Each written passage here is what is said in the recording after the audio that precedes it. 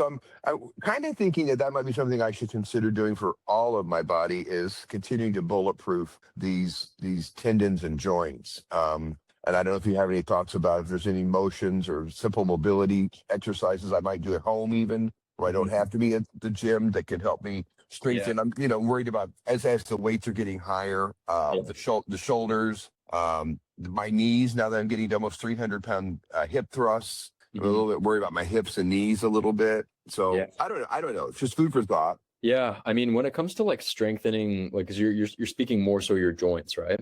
Yeah, I just feel like all of my challenges injury wise, and not just in this time together, but what led me to you, Yeah. were all tendon and ligament based. I mean, I've never really, thank God, I've never torn a muscle. I've never, Mhm.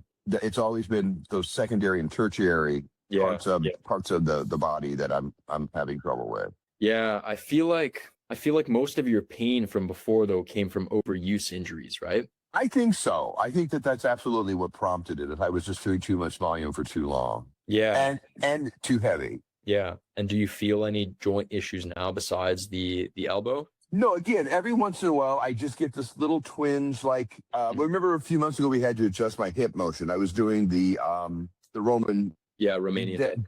Romanian deadlifts, and those Yeah. proved to injure or not injure, but irritate my hip. Hmm. And then, yeah, I just feel like I'm susceptible. Like there's just a vulnerability to these aging Yeah.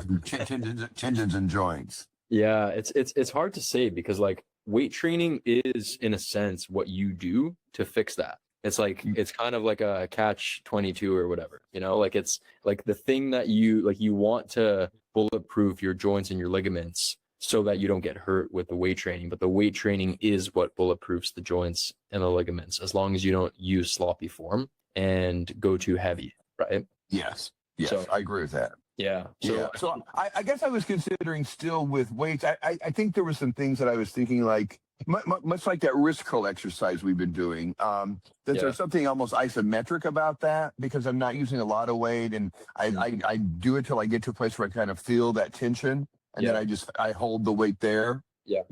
So I was wondering if there was a way I could maybe do that for even like a lateral raise, if I could do just a couple of sets with 2.5 pounds, and just stayed in an isolated movement Hmm.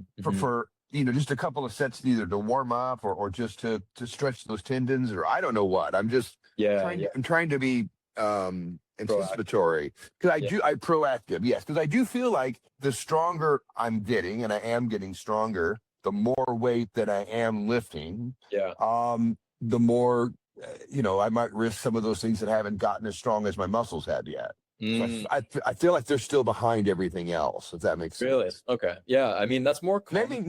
Maybe not, but it just feels like it. Yeah. Yeah. That's more common with people who take steroids than it is with people who are natural because, like, when you're natural, your muscles will grow at and improve and get stronger at a pretty similar rate to your tendons, your joints, your ligaments. You know how people who take steroids tend to they'll like snap their pecs or they'll like tear a bicep? It's usually because they gain muscle so much quicker than their tendons and ligaments can develop and grow. And so Okay. they end up lifting just like they're lifting weights that their muscles can handle, but that their joints and tendons can't take. But that's almost like if you're using good form and you're building strength the right way, that's almost never the case when you're not blasting drugs. Okay. Okay. Well, I definitely think my form is cleaned up in the Yeah. 9 months, 10 months we've been working Yeah. together. But it may have been one of the things that precipitated the initial injury was that, I think it's better again, to be I think it's better to be more precise, like more precision based with the type of movements you're talking about. Instead of just like being like, oh, I want to proactively make sure every single joint is like bulletproof. I think it's better to focus on like maybe like what are the 1 to 3 areas that are stubborn for you or that are susceptible to injury